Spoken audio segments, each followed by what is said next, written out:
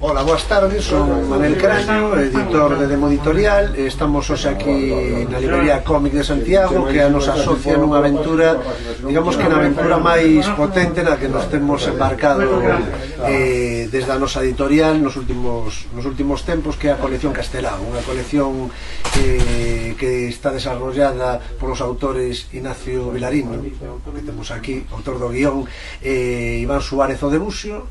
E, bueno, un pouquiño o que intenta esta colección é unha colección obviamente que sairá un pouco a longo prazo, en varios volúmenes o ano, é a intención. Temos dous editados, hoxe presentamos o segundo, que é Tituán, antes saliu O Pobre Tolo, e a intención é un pouco, pois, eso, que os autores se vayan achegando un pouquiño a través deste traballo a amosarnos un pouco diferentes aspectos sobre a vida de Castelao. E, bueno, xa sen máis, pois nos deixo con Ignacio aquí, que está facendo un estupendo traballo de guión, moi ben documentado, e que nos conte un pouquiño que el queira tanto sobre Tituán, que presentamos hoxe, como sobre o resto da colección. Sí, sobre Tituán foi o punto de partida da colección, e a verdade é que nos doi recoñecer que non tiñamos para nada unha idea de meternos nesta loucura de proxecto. Pero unha vez que empezamos, o zapato pide media pide zapato, e nos acabamos embarcando, non?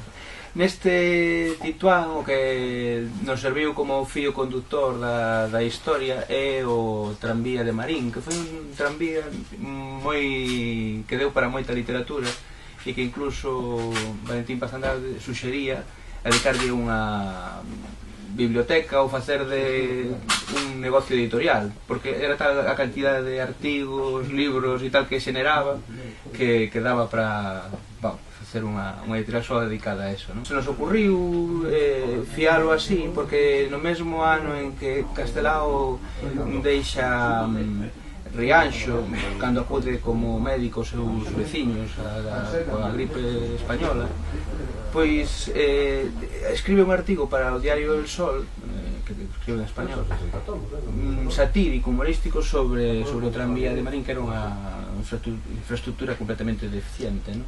Entón escribe unha cosa que eu teño aquí apuntada, que está moi simpática, non? Empeza así: el Tranvía de Marín es un verdadero prodigio de la mecánica autonomista. Hace 4 años que locomotoras y coches van soltando tubos, tornillos, pivotes, émbolos, tuercas y demás artefactos.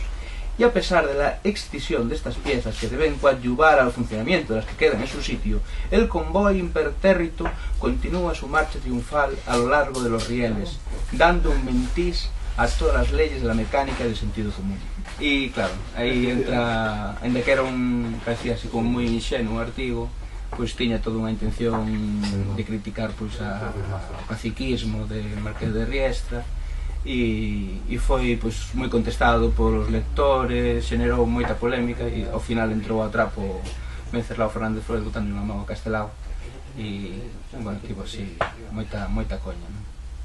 E por outro lado, pois está a historia do Cabezudo, que realmente foi o que a mí me interesaba, e por eso me parei sempre no conto de Peito de Lobo de Castelao, que conta un pouco a vida do Cabezudo, non? Como se fai, que uso social ten, que importancia tiña para os veciños da época, non? Entón, ese foi o punto de partida.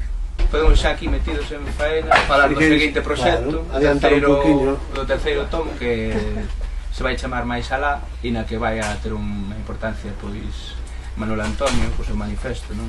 E o que se vai tocar un pouco é a relación de Castelao coas vanguardas, a súa viaxe por Europa en 1921, non? E como se expuxo a todos os movimentos de vanguarda, e como a súa intención era incorporar todo eso ao seu traballo, non? A súa produción artística e intelectual, non?